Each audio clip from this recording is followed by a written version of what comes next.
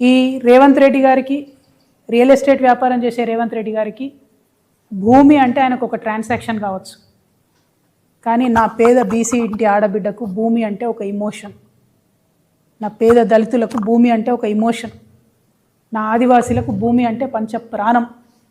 వదిలిపెట్టి ఉండలేరు, అడవిని వదిలిపెట్టి, భూమిని వదిలిపెట్టి. ఆ విషయం అర్థమవుతలేదు రేవంత్ రెడ్డి గారికి. మానవత్వం అన్నది పరిపాలనలో లోపించింది. అందుకే నేను బలంగా నమ్ముతా ఉన్నా, భూమి పంపిణీ జరగాల్సిందే.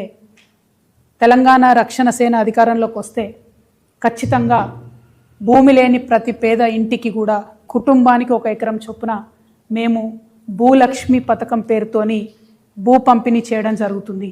నేనే అధికారంలోకి వచ్చేదాకా ఆగాలి, అప్పటివరకు పేదలు పేదగా ఉండాలి అనట్లే. కాంగ్రెస్ ప్రభుత్వం భూ పంపిణీ కార్యక్రమం మొదలు పెడితే మొదటి వరుసలో నిలబడి మేమే పంపిణీ చేస్తాం. 1 ఎకరం లేనటువంటి పేదల గురించి వాళ్ళు నేను అప్పీల్ చేస్తూ ఉన్నా, వాళ్ళ గురించి మాట్లాడుతూ ఉన్నా. సామాజిక న్యాయ సాధన జరగాలంటే ముందు భూమి ఉండాల్సిందే. ఒక గ్రామంలో పరిస్థితి ఇమాజిన్ చేసుకోండి.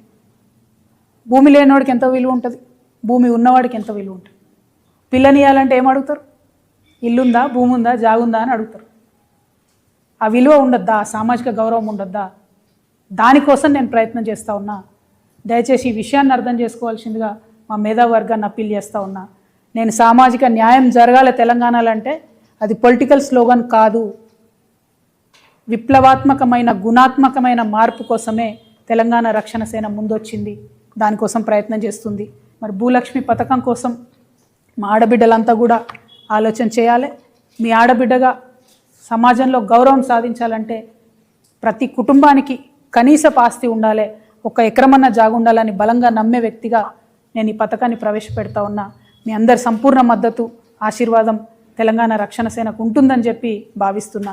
నిజంగా 1 సెకండ్ ఆలోచిద్దాం. యాజ్ హ్యూమన్ బీయింగ్స్, 1 అర్ధ గజం భూమి ఉంటే, 1 గుంట భూమి ఉంటే ఎంత కాన్ఫిడెన్స్ ఉంటుంది. నేను ఉట్టిగా నిర్ణయం తీసుకోలేదండి. దాదాపు 2 నుంచి 3 వేల మంది మహిళలతో ఇంటరాక్ట్ అయ్యి, పేద మధ్యతరగతి అగ్రవర్ణాల్లో ఉన్న పేదవాళ్ళతో అందరితో ఇంటరాక్ట్ అయిన తర్వాత వాళ్ళని అడిగిన నేను ఏం కావాలి అంటే, మేము రేపు చచ్చిపోతే మమ్మల్ని ఏడగాలేయాలి, 6 అడుగుల భూమి లేదు మాకు అని బాధపడుతున్న పరిస్థితి నేను చూసిన. అట్లా అనేకమైన అంశాలు చూసిన తర్వాత, చాలా రిపోర్ట్ స్టడీ చేసిన తర్వాత, ల్యాండ్ అవైలబిలిటీ చెక్ చేసిన తర్వాత, పాసిబిలిటీ చెక్ చేసిన తర్వాత మాత్రమే నేను ఈ ప్రపోజల్ పెడతా ఉన్నాను. 1 ఏకర్ 1 ఫ్యామిలీ ఇవ్వగలుగుతాం.